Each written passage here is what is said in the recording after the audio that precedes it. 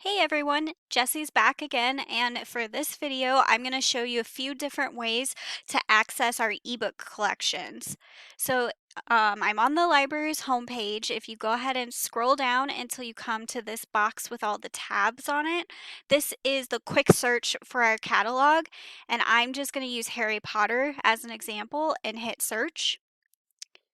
And when you get into the catalog itself, you can see the book with the little E symbol on it is an ebook.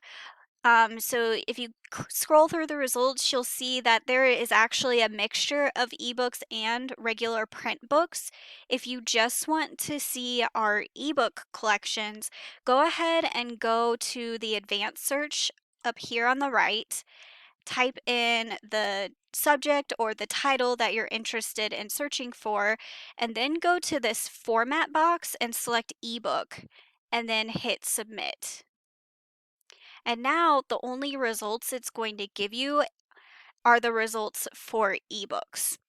The other way you can get into our ebook collection is actually by searching our databases, because all of our ebooks are provided through our EBSCOhost databases. So if you go back to the Page Library homepage and click on Articles and Databases under Find Materials, you get an A to Z list of our databases.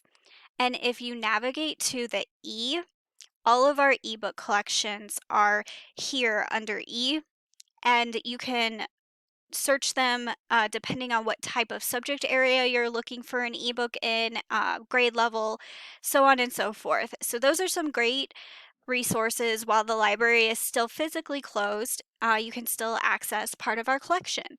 I hope this was helpful, and I'll talk to you guys again next time.